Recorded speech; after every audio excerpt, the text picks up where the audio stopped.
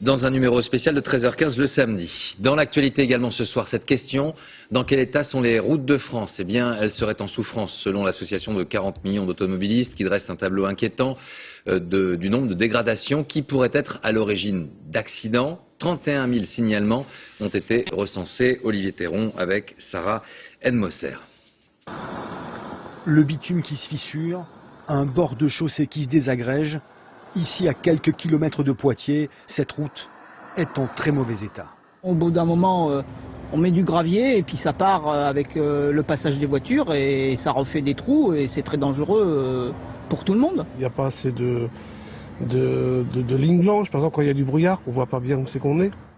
Chaque département a ses points noirs. Dans le Bas-Rhin, 484 signalements de chaussées en mauvais état. Ici, la route du port du Rhin collectionne les nids de poules. Pitoyable, comme la plupart des gens le disent. C'est catastrophique. Pourquoi? Parce qu'il y a plein de trous, c'est mal adapté. L'association 40 millions d'automobilistes a lancé une grande consultation sur Internet. Sur le site J'ai mal à ma route, 31 000 signalements.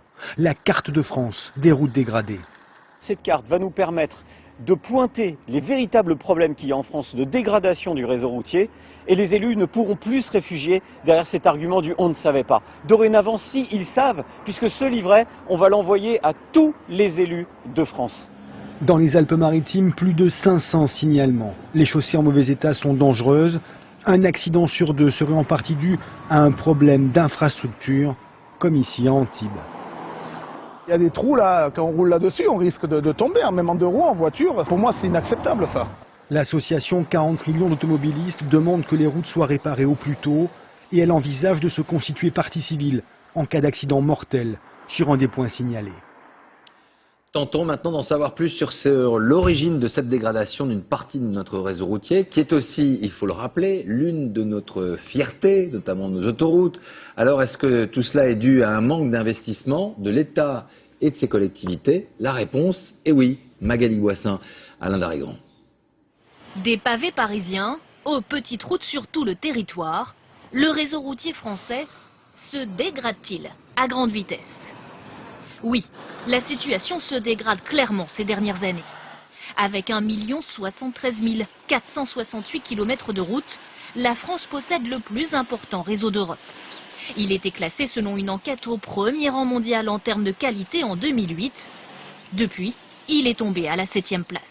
La chute dans ce classement est assez catastrophique et dramatique. On a un des plus beaux réseaux routiers en France, on a des entreprises et un savoir-faire qui est reconnu de par le monde sur l'infrastructure routière et on ne se donne pas les moyens de rester donc à un niveau haut dans le classement. Alors justement, qui gère les routes en France? Tout dépend de la voirie concernée. Les 11 560 km d'autoroutes sont entretenus par des concessionnaires privés ou par l'État. L'État s'occupe également des 9 645 km de nationales. Le reste, l'immense majorité du réseau est assumée par les départements et les communes. La dégradation du réseau est-elle due à un budget en baisse?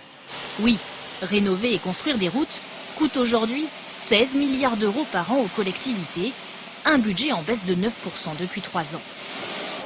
Ici, par exemple, dans cette petite ville de la Vienne. Là, par contre, il faut qu'on fasse particulièrement attention ici, avec la période de froid, si ça gêne. La maire affirme ne plus pouvoir financer tous les travaux, comme il y a quelques années. Plus important. Sur la commune de Migné-Auzance, on a réussi sur les 10 dernières années à investir jusqu'à 1 million d'euros par an. Et aujourd'hui, on est tombé à moins de 500 000 euros. Du fait des baisses de dotations d'État principalement. Des dotations en baisse de 40% depuis 5 ans et des chantiers reportés parfois pendant plusieurs années.